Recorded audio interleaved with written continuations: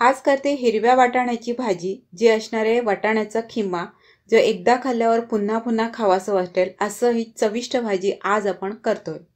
कढईमध्ये पाणी गरम करत ठेवलंय। त्या पाण्याला उकळी आली की त्यामध्ये हिरवे वाटाणे टाकायचे आणि हे वाटाणे शिजवून घ्यायचे। वाटाणे शिजले ते एका वाटीमध्ये काढून घ्यायचं आणि स्मॅश करून घ्यायचे। तेल, जिरे, हिंग टाकायचं। त्यात ही अर्ध्या कांद्याची पेस्ट केली। मी जे वाटाणे घेतले ते एक छोटी वाटी घेतली। जास्त प्रमाणात वाटाणे असेल तर एका कांद्याची पेस्ट घ्या तुम्ही। हे थोडं परतायचं। परतल्यानंतर त्यात लाल मिरची पावडर 1 चमचा, किचन किंग मसाला 1 चमचा, हळद, हे सगळे मसाले चांगले परतायचे। त्यानंतर त्यात अर्धा टोमॅटोची पेस्ट टाकायची। त्यात स्मॅश केलेले वाटाणे टाकायचे।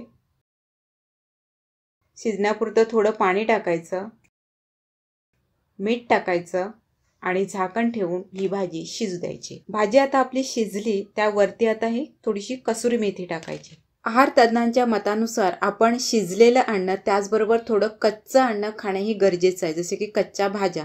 त्यामुळे ह्या प्लेटमध्ये मी ही शिजलेल्या वाटाण्याचा खिमा घेते आणि त्यावरती ठेवते हे कच्चे वाटाणे। त्यामुळे ही भाजी खाल्ल्यानंतर आपल्या शरीरामध्ये अजून पौष्टिकतेची भर पडेल। रेसिपी पाहिल्याबद्दल थँक्यू। अशा जेवणासाठी लागणाऱ्या साध्या सोप्या रेसिपी यापुढे येत राहतील। त्या तुम्हाला पाहिजे असतील तर चॅनलला सबस्क्राईब करा आणि ही रेसिपी आवडली असेल तर तुमच्या फ्रेंडला शेअर करा।